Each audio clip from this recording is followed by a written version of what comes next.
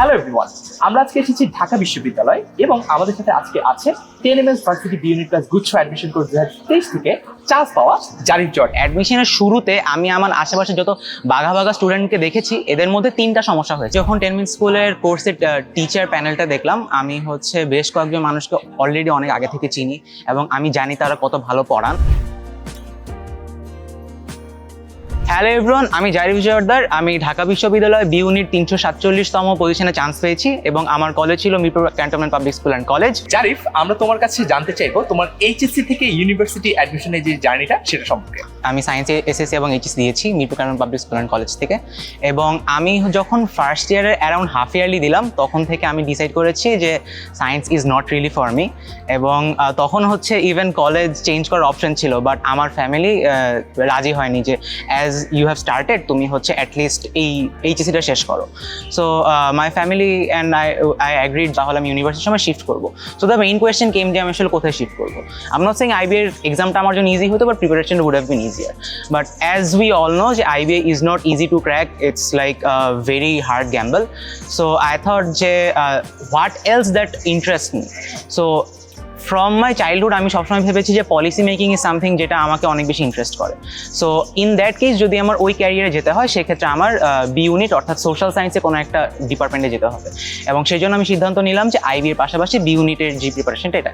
এই যে তোমার ডিসিশনটা তুমি চেঞ্জ করলা, সায়েন্স থেকে তোমার কাছে মনে হলো যে না, বিভাগ পরিবর্তনের দিকে যাওয়া দরকার, এরকম একটা সময় কেন মনে হলো যে একটা অনলাইন সলিউশন তোমার জন্য একটা বেটার সলিউশন হবে? আমি অলরেডি একটা কোচিং করছিলাম আইবি এর জন্য। সো আমি যদি অফলাইনে অন্য একটা কোচিং করতে যাই, আমার যাতায়াতে সময় খরচ হবে এবং আমার টাকাও খরচ হবে, এবং এই রিস্কটা আমি নিতে চাইনি। সো আমি ডিসাইড করলাম যে আমি অনলাইনে কোথাও একটা যাবো যেটা অনেক বেশি ডিপেন্ডেবল, যেখানে আমি এনাফ সাপোর্ট। আমি যখন টেনমিন স্কুলের কোর্সের টিচার প্যানেলটা দেখলাম, আমি বেশ কয়েকজন মানুষকে অলরেডি অনেক আগে থেকে চিনি এবং আমি জানি তারা কত ভালো পড়ান।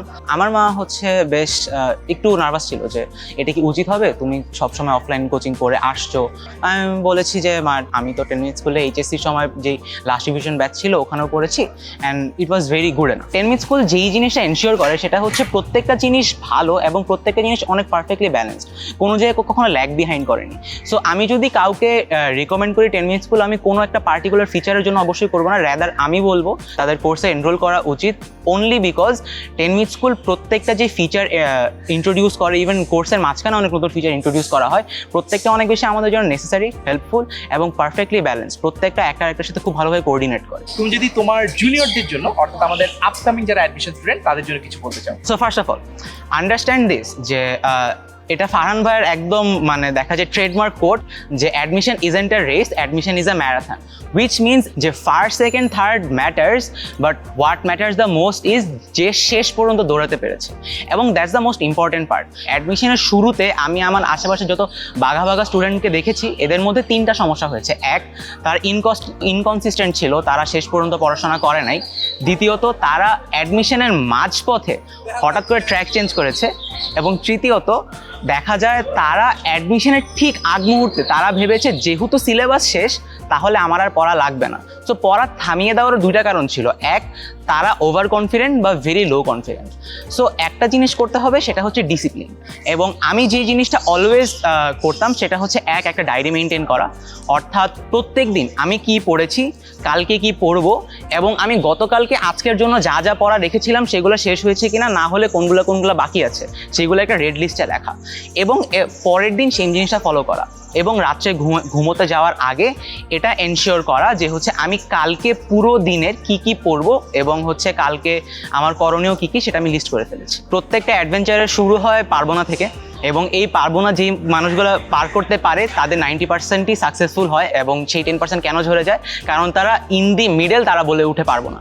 সো যেই মানুষটা শেষ পর্যন্ত পারবো না আর বলে না, যেই মানুষটা শেষ পর্যন্ত বলতে থাকে যে ইনশাল্লাহ আমি পারবো, একদিন পারবো, পেরে দেখিয়ে দিব এবং আমার দ্বারা সম্ভব, সেই মানুষগুলো সাকসেসফুল হবে। এবং একটা কথা আমি সবসময় আমার নিজের কাছের জুনিয়রদেরকে বলি, সেটা স্বপ্ন সত্যি হয়। স্বপ্ন দেখতে পারলে স্বপ্ন অবশ্যই সত্যি হয়।